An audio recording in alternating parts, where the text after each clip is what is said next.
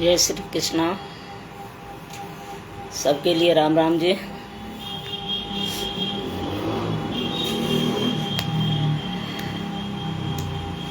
पूरा भारत देश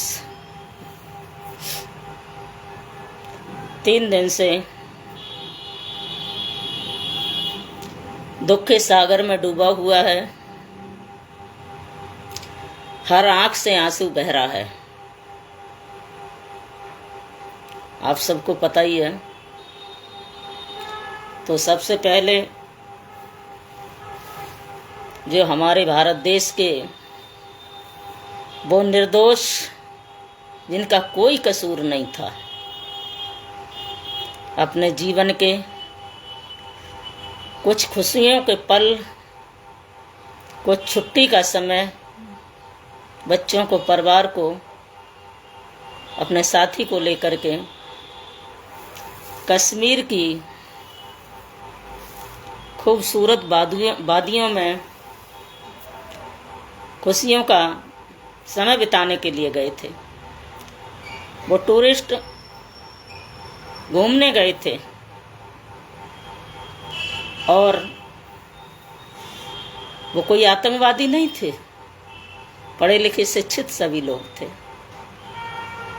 और उनके साथ अत्याचारियों ने कैसा हाल किया कि जिनका कोई कसूर नहीं था,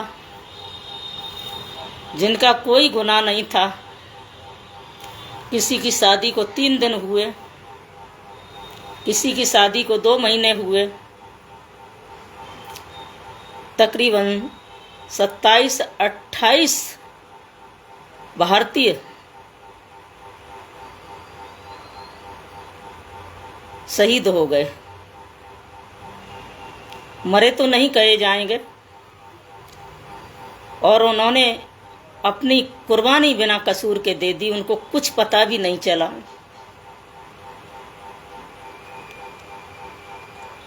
और गंभीर बात तो यह है कि उनके साथ उनकी जो पत्नी थी, जो माँ बहनें थी हमारी, उनको नहीं मारा। एक बेटी ने यह भी कहा कि मेरे पति को मार दिया, मुझे भी मार दो।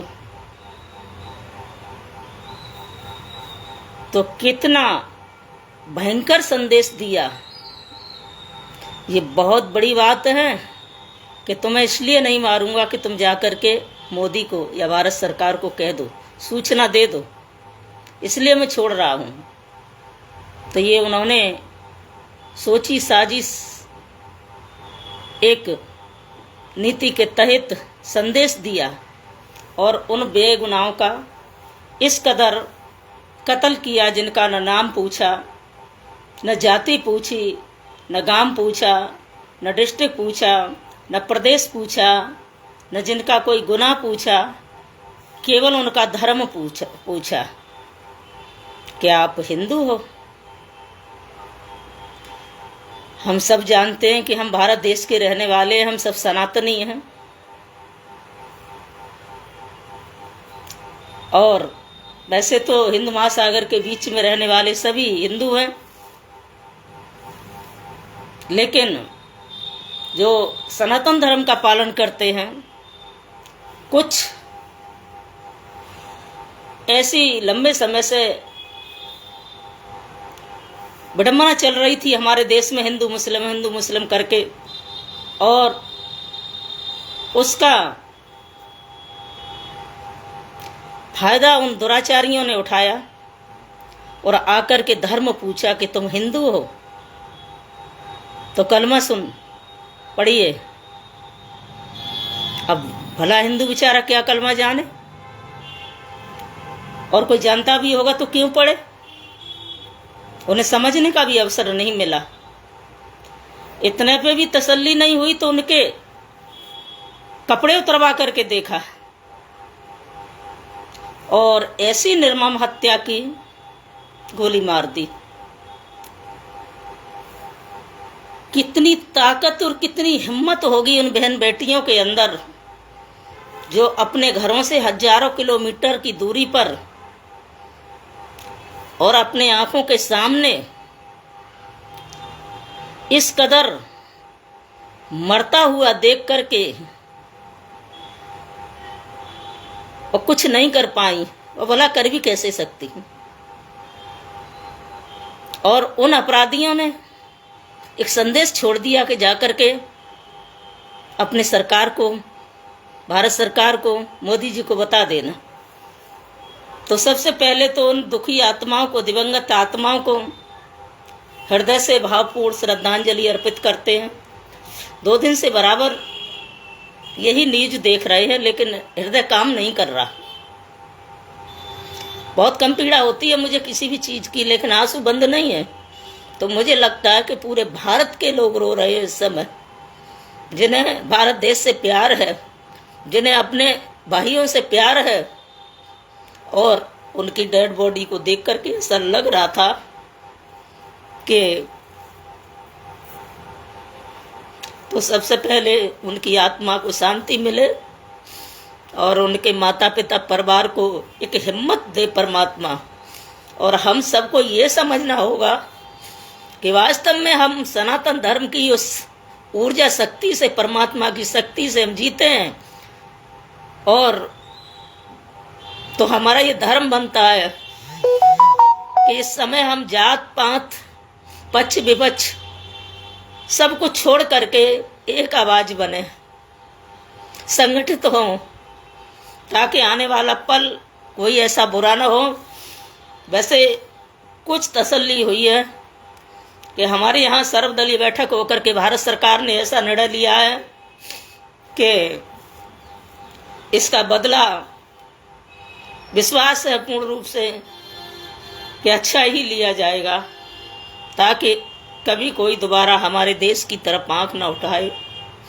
और सभी से मेरा निवेदन है, भारत देश के अंदर जितने भी भाई बहन बंधु रह रहे हैं, माताएं बहनें बेटियां और ये नचनिया कुदनिया जो रील बनाती हैं, इन सबसे निवेदन है कि इस समय हम सभी अपने,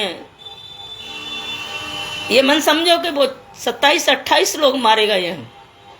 एक संदेश ऐसा दिया है कि पूरे भारत की आत्मा पर कुठाराघात है।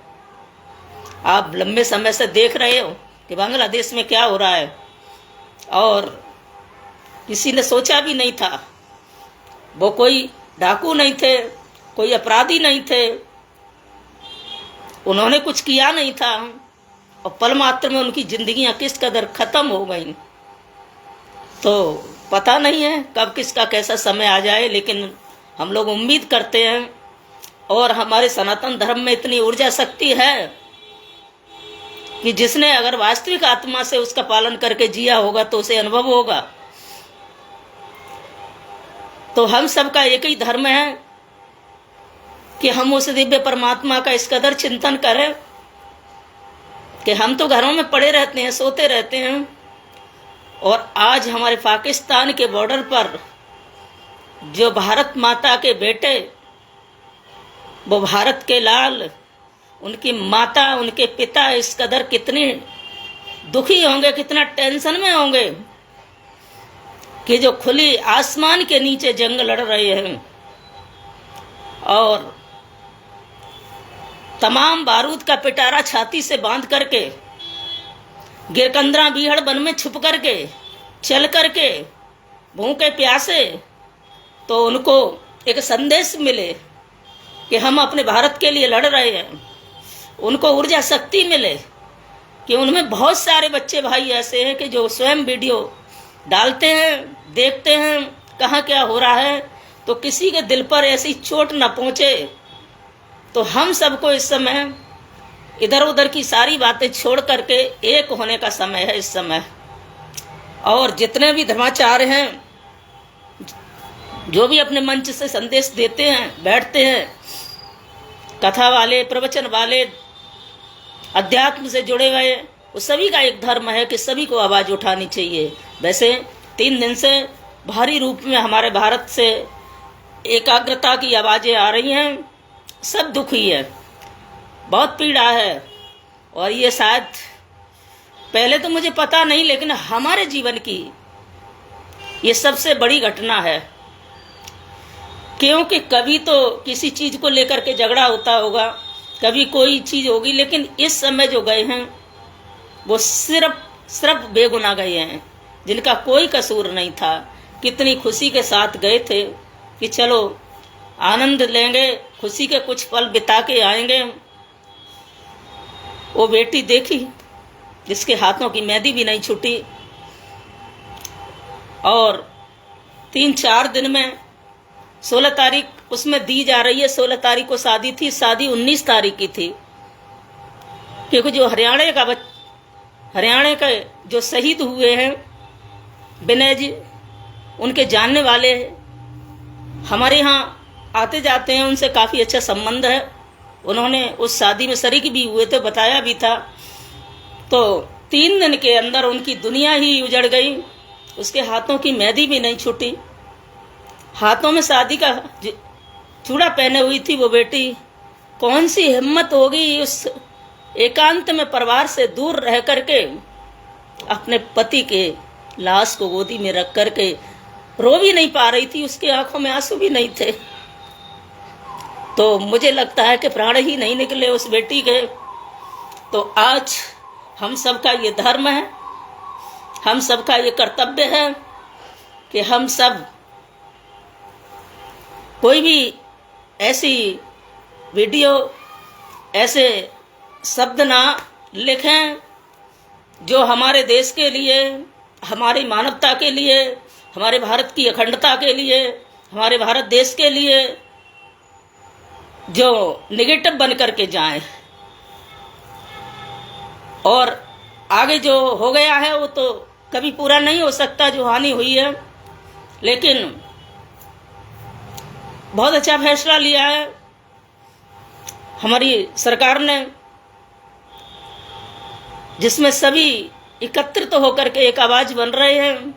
लेकिन इसे पूरा हो, बस ये ऐसी हमारी सबकी प्रार्थना है, ये अधूरा न रह जाए, ताकि इन्हें कड़े से कड़ी सजा मिले और कभी भविष्य में हमारे भारत देश की तरफ कोई पलट के न देखे।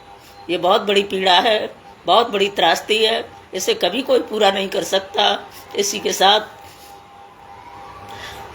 जय हिंद, जय भारत।